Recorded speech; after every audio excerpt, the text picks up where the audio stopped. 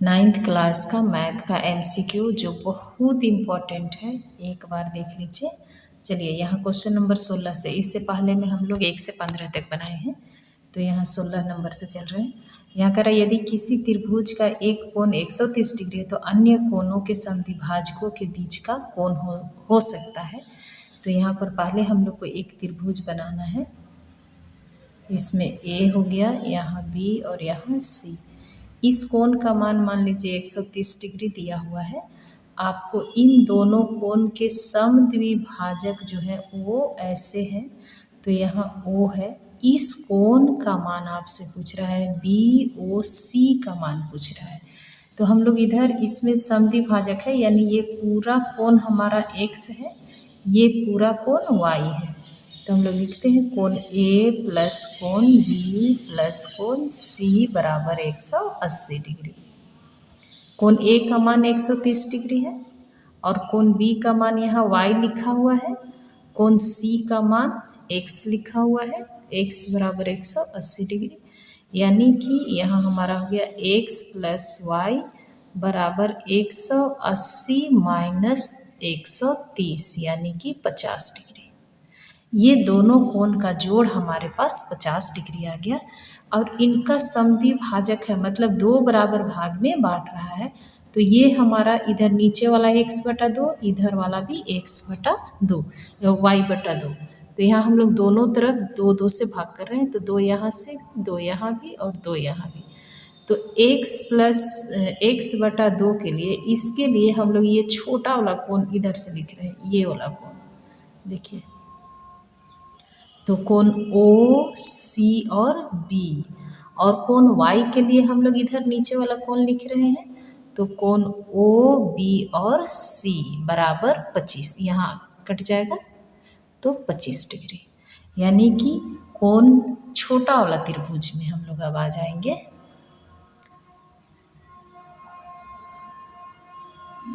त्रिभुज A है, B है, यहाँ इधर C है, ये समद्विभाजक है ऐसे। तो हम लोगों का ये वाला और ये वाला कोण यहाँ O लिख देते हैं, यानी कि कोण OCB प्लस कोण OBC बराबर आया है 25 डिग्री। अब हम लोग त्रिभुज, छोटा वाला त्रिभुज में चलेंगे, BOC में या BCO में। तो हम लोग का यहाँ त्रिभुज के तीनों कोणों का योग 180 डिग्री है।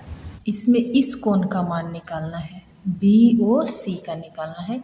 तो अभी हम लोग निकालेंगे त्रिभुज OBC में। OBC में हम लोग जाएंगे तो हम लोग का त्रिभुज का तीनों कोणों का योग 180 डिग्री के बराबर होता है, इसलिए कोण BOC प्लस कोण OCB प्लस कोण OBC बराबर 180 डिग्री। इसमें देखिए कोण BOC हम लोग को निकालना है और ये दोनों कोणों का योग जो है वो ऊपर यहाँ दिया हुआ है, ये देखिए 25 डिग्री। तो यहाँ 25 डिग्री हो गया बराबर 180 डिग्री। हम लोग कोण BOC बराबर लिखेंगे तो 180 माइनस 25 करेंगे तो हमारा आ जाएगा 155 डिग्री। हमारा आंसर होगा 155 degree, option number D. Next है, यहाँ लिखा है कि आकृति में AB, यहाँ AB है जो DE के समांतर है। कोण BAC 35 डिग्री यहाँ दिया हुआ है, कोण CDE 53 डिग्री है। तो कोण DCE के मान क्या होगा, का बराबर है। तो थोड़ा और फिगर को ऊपर करते हैं, देखिए इसमें हम लोगों को इस कोण का मान पूछ रहा है। तो सबसे पहले देखिए ये वाला जो लाइन है इस लाइन के समांतर है, इसको कोई तिर्यक रेखा प्रतिच्छेद कर रही है, तो ये कोण और ये कोण क्या होगा, बराबर होगा अंतः एकांतर कोण से। तो इस कोण का भी मान हो गया 35 डिग्री। अब इस त्रिभुज में हम लोग आ जाएंगे, त्रिभुज के तीनों कोणों का योग 180 डिग्री होता है। तो यहाँ लिख देते हैं कोण C प्लस ये सी है ना, तो इसी का हम लोग को मान निकालना है। कोण सी प्लस कोण डी प्लस कोण ई बराबर 180 डिग्री। कोण सी का मान हम लोग को निकालना है, तो कोण सी रह जाएगा। कोण डी का मान 53 डिग्री दिया हुआ है और कोण ई का मान हम लोगों ने 35 डिग्री निकाला है, इतना बराबर 180 डिग्री। अब यहाँ देखिए इन दोनों को जोड़ देंगे तो 88 डिग्री हो जाएगा, उनको हम लोग उधर ले जाके घटा देंगे। कोण सी बराबर 180 माइनस 88 डिग्री, इनको घटा दीजिए, जितना आएगा उतना आपका आंसर होगा। 10 में से 8 जाएगा 2 बचेगा, यहाँ 7 यानी 17 हो गया, 17 में से 8 जाएगा तो 9 बचेगा, तो हमारा 92 डिग्री ऑप्शन नंबर 3 सही है।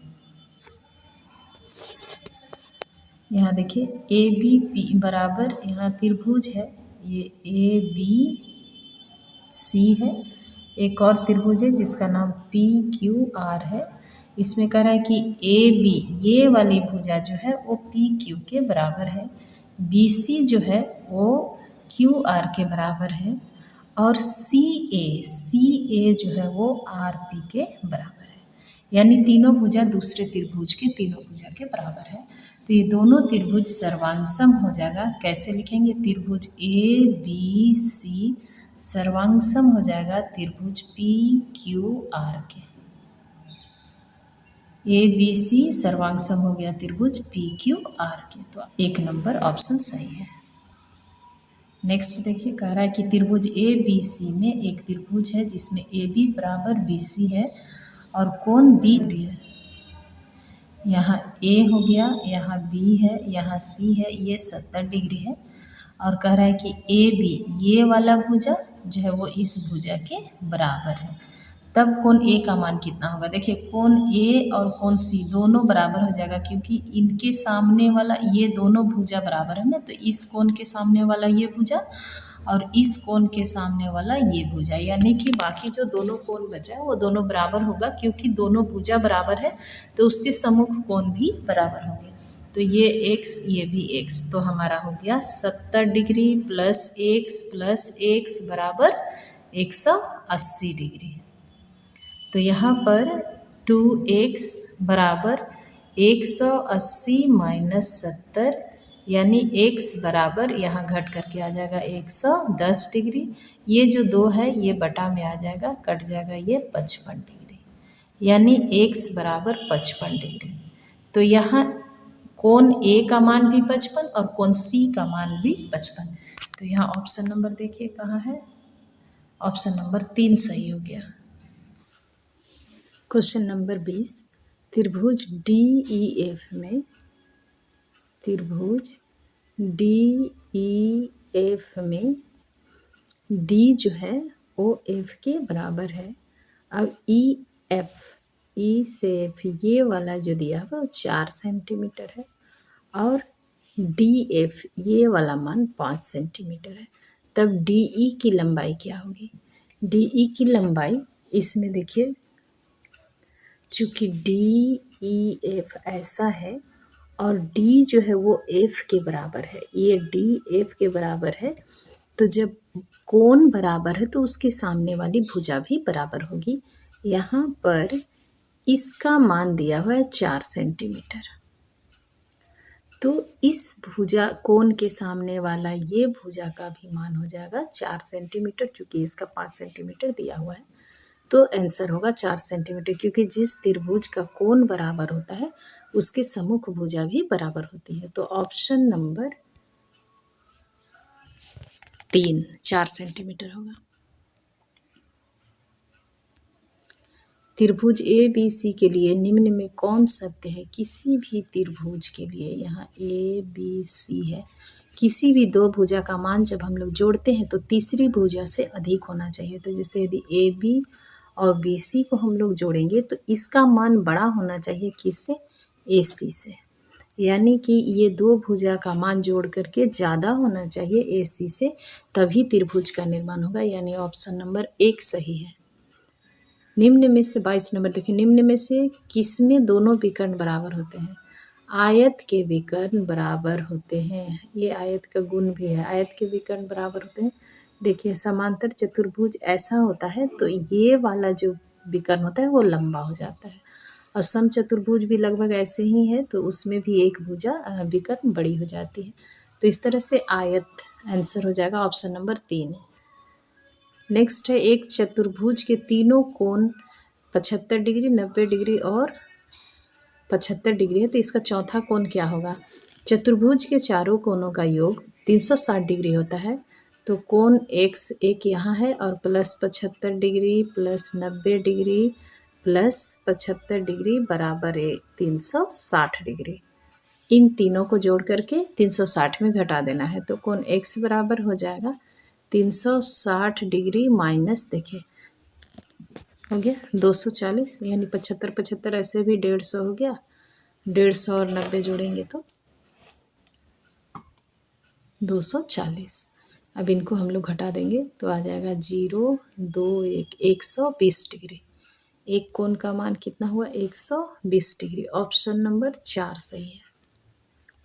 यह निम्न आकृतियों में से किसमें आप एक ही आधार पर और एक ही समांतर रेखाओं के बीच बने दो बहुभुज प्राप्त कर सकते हैं? देखिए यहाँ देखिए ये और ये समांतर है, तो ये वाला जो 3MN जो है उसको यहाँ तक आना चाहिए था, तब एक ही समांतर रेखा के बीच स्थित था। ये लोग अलग अलग समांतर रेखा के बीच, इसलिए ये तो नहीं होगा। यहाँ भी देखिए ये जो T है, T को आना चाहिए था, यदि ये और ये समांतर है तो T को QR पर आना चाहिए था, तो ये भी हमारा नहीं है। यहाँ भी जो T है उसको PQ के ऊपर आना चाहिए था, तब एक ही समांतर रेखा ये और ये समांतर रेखा के बीच में स्थित होता। यहाँ देखिए ऑप्शन नंबर 4 जो है वो ये और ये दोनों समांतर रेखा है, इधर वाला QR और SP, और इन्हीं के बीच में ये त्रिभुज भी बना हुआ है, जो T है वो एकदम SP पर बना हुआ है। तो इस तरह से हमारा ऑप्शन नंबर 4 सही होगा। त्रिभुज ABC में बिंदु D, देखिए त्रिभुज पहले बनाइए, त्रिभुज ABC, BC का मध्य बिंदु D है बिंदु, तथा AD, यहाँ AD हो गया, AD का मध्य बिंदु E है। तो कह रहा है कि एरिया BED, इस त्रिभुज का एरिया जो है वो किसके बराबर होगा? देखिए माध्यिका जो होती है उसको दो बराबर भागों में बांटती है, यानी कि उन दोनों का क्षेत्रफल बराबर होता है।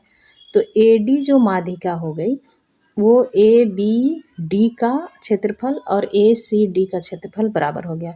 फिर यहाँ भी एक माध्यिका हो गई, तो ये ऊपर वाला त्रिभुज और नीचे वाला त्रिभुज भी बराबर हो गया, यानी इस तरह से ये 4 भागों में बट गया और चारों का क्षेत्रफल बराबर होगा।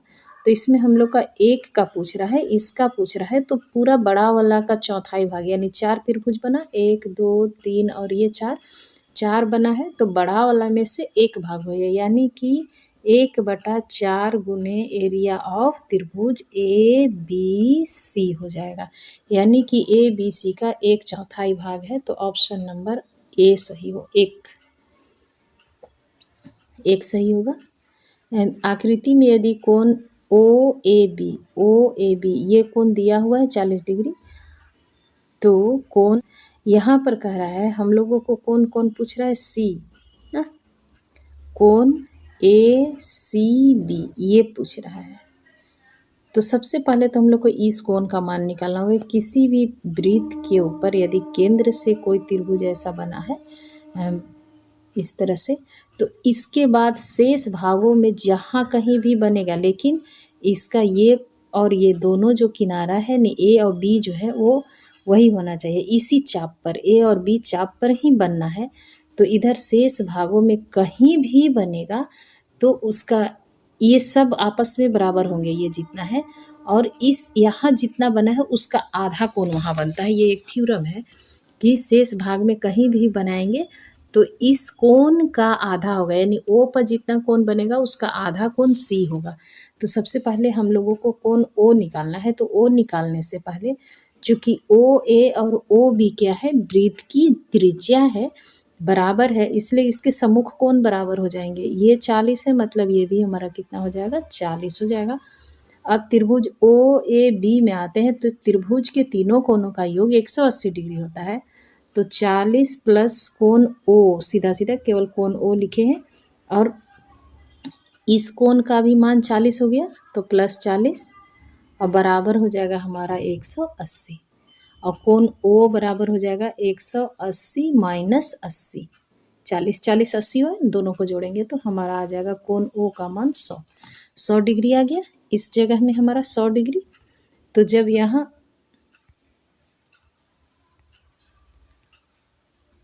100 डिग्री हो गया तो इसका जस्ट आधा बनता है यहाँ, यानी कि 50 डिग्री। ऑप्शन नंबर 1 सही है। लिखा है अर्धवृत्त का कोण होता है। देखिए यदि कोई ऐसा वृत्त है, ये इसकी व्यास हो गई, तो ऊपर में कहीं भी त्रिभुज बनाइए, चाहे नीचे में कहीं भी, लेकिन एक छोर जो है यहाँ होना चाहिए और एक छोर यहाँ होना चाहिए, यानी कि अर्धवृत्त पर बना कोण समकोण होता है। ये थ्योरम है, कहीं से भी बनेगा तो ये सभी कोण 90 डिग्री के होंगे।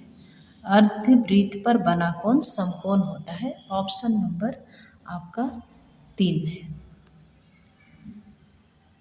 यहाँ लिखा है आकृति ए बी सी डी में एक चक्रीय चतुर्भुज, यानी कि चतुर्भुज अंदर है वृत्त के, इसमें दिया है कि कोण डी बराबर 70 डिग्री है, तो कोण बी का मान क्या होगा। फिगर को और ऊपर कीजिए, देखिए कोण, इस कोण का मान पूछ रहा है। तो चक्रीय चतुर्भुज का एक गुण है कि उसके सम्मुख कोणों का योग 180 डिग्री होता है, यानी कि कोण बी प्लस कोण डी जो हो जाएगा वो 180 डिग्री के बराबर होगा। ये गुण है, चक्रीय चतुर्भुज के सम्मुख कोणों का योग 180 डिग्री होता है।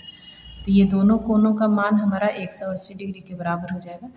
अब हम लोग इनको, यहाँ कोण डी का मान दिया हुआ है 70 डिग्री और बराबर 180 डिग्री, और कोण बी है इधर, इसको उधर भेज देंगे। कोण बी बराबर हो जाएगा 180 माइनस 70, यानी 110 डिग्री। आपका आंसर हो गया 110 डिग्री।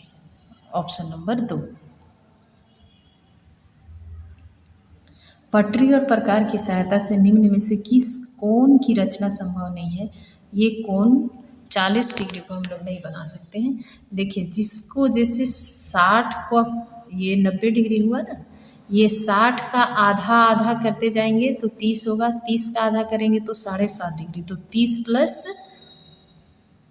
7.5 तो ये बन जाएगा। उसी तरह से यहाँ है 45 का आधा है, यानी कि 90 का आधा 45 होता है, 45 का आधा है तो ये भी बन जाएगा। यहाँ देखिए 60 और 7.5, यहाँ तक हमारा 60 हुआ, इधर से इसको आधा करेंगे तो 30 हो जाएगा, फिर 30 को आधा करेंगे तो 15, फिर 15 को आधा करेंगे तो 7.5, यानी कि इस तरह से हमारा ये कोण भी बन जाएगा। तो हम जिसको नहीं बना सकते हैं वो है 40 डिग्री। ऑप्शन नंबर 2 सही हो गया।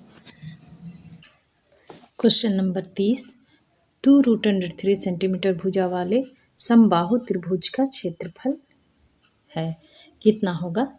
तो समबाहु त्रिभुज का क्षेत्रफल बराबर सूत्र होता है √3/4 गुने भुजा का स्क्वायर। तो भुजा का स्क्वायर 2√3 का स्क्वायर, इसमें हमारे पास √3/4 गुना, ये हो जाएगा 2 बार, तो 2 दूनी 4, और √3 गुने √3 यानी कि केवल 3, तो ये 4 से 4 कैंसिल हो गया।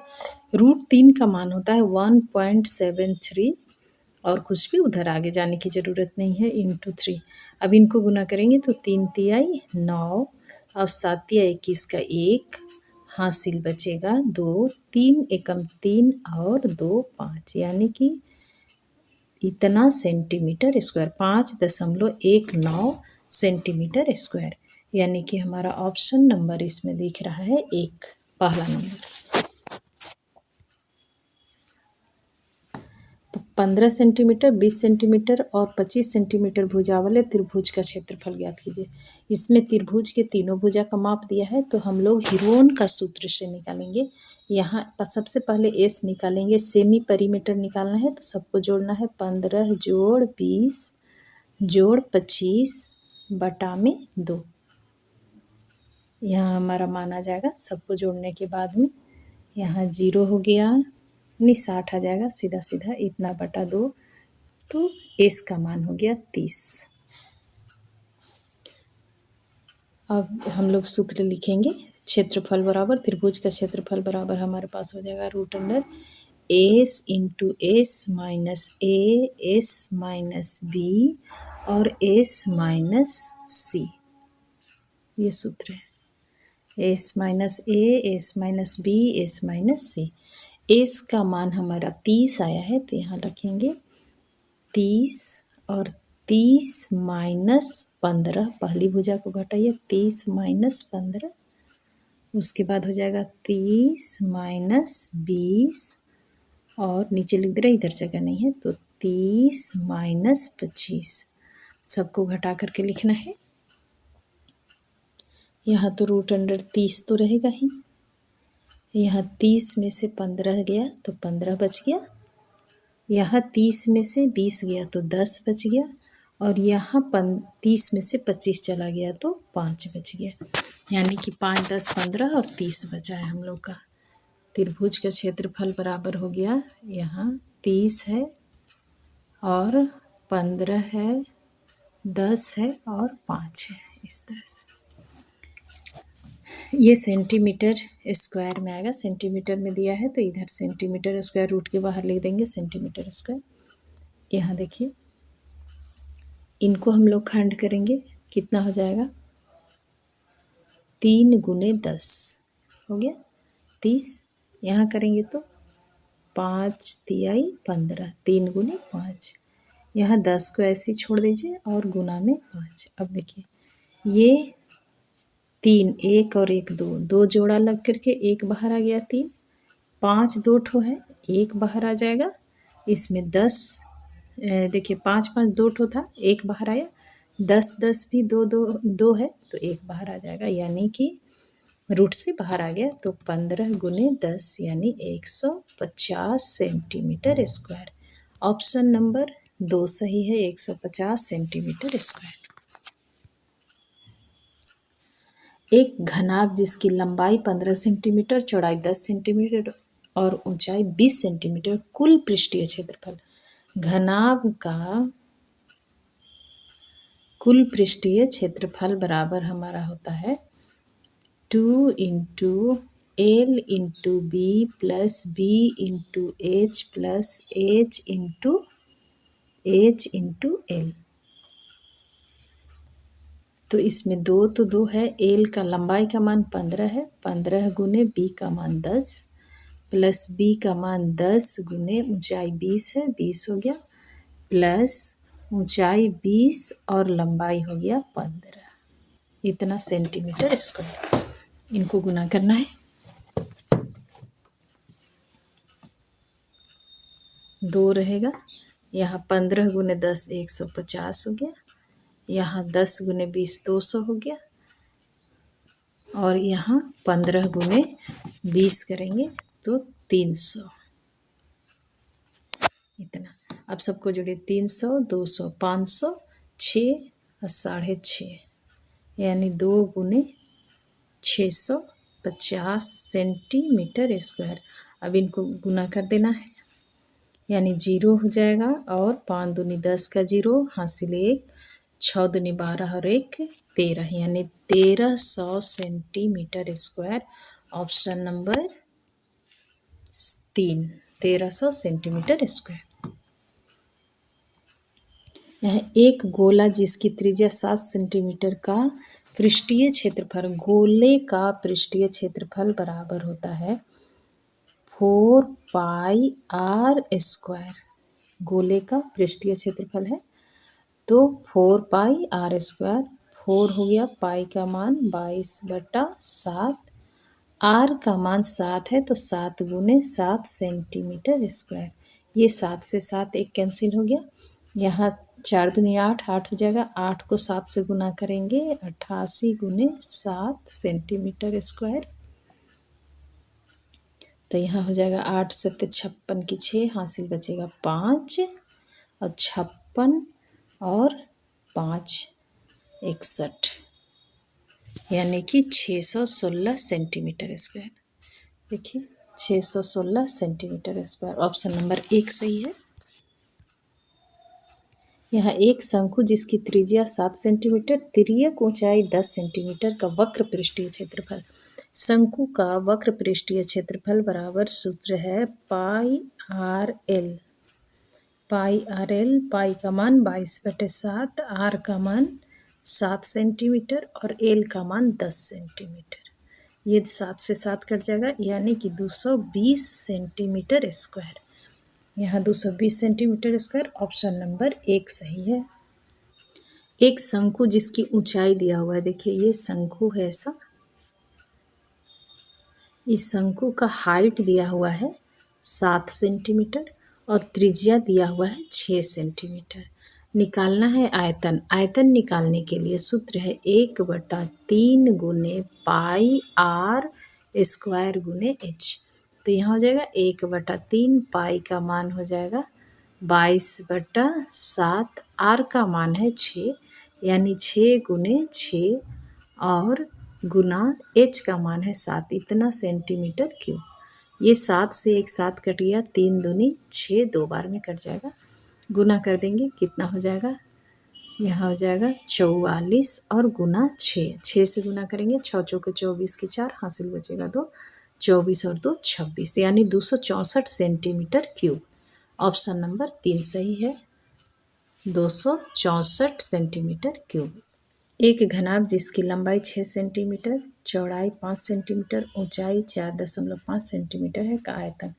घनाभ का आयतन सबसे आसान है, L into B into H कर दीजिए, यानी 6 गुने 5 गुने 4.5, इतना मीटर क्यूब।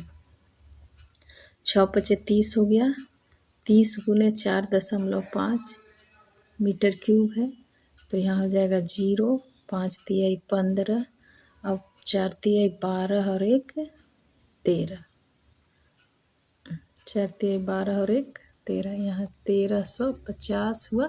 एक अंक के बाद दशमलव है, एक अंक के बाद दशमलव लगा देंगे, खत्म हो जाएगा 0, यानी 135 metre cube. Option number B 2, option number 2 सही है। यहाँ देखिए आंकड़े इनका इतना दिया हुआ है, मैं 5 की बारंबारता हम लोग काउंट करेंगे कि 5 कितनी बार आया है। 1 2 3 4 5 6 बार, यानी कि हमारा आंसर हो जाएगा ऑप्शन नंबर 1 6।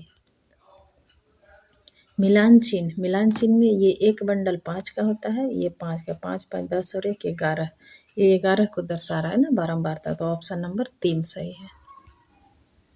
माध्यक, इन आंकड़ों का माध्यक, तो पहले इनको बढ़ते क्रम में सजाना है असेंडिंग ऑर्डर में, उसके बाद जो बीच में होगा वो हमारा माध्यक होगा। सबसे पहले 7 8 9 10 11 12 और 15 ऐसा दिया हुआ है। इसमें टोटल 7 अंक है, तो हमारा 7 अंक है, 3 इधर से 3 इधर से छूटेगा, यानी बीच स्थान में हमारा 10 बच रहा है, तो 10 हमारा माध्यक होगा। ऑप्शन नंबर 1 सही है, 10। एक सिक्के को 100 बार उछालने पर 60 बार पट 60 बार प्राप्त होता है, तो चित आने की प्रायिकता। 100 बार में 60 बार पट आया है, तो चिट 40 बार आया, तभी तो 100 में से 60 घटाएंगे तो हमारा पट आने की चित आने की संख्या निकल जाएगा, तो 40 बार, यानी कि 40। जब 100 बार सिक्के को उछाला गया है तो उसमें 60 बार हमारा पट आया, तो 40 बार क्या आएगा, चिट, यानी 40/100 हमारा ऑप्शन नंबर 2, क्योंकि टोटल कितना बार उछाला गया सिक्का को, 100 बार, जिसमें चिट कितना बार आया, 40 बार, तो हमारा 40/100।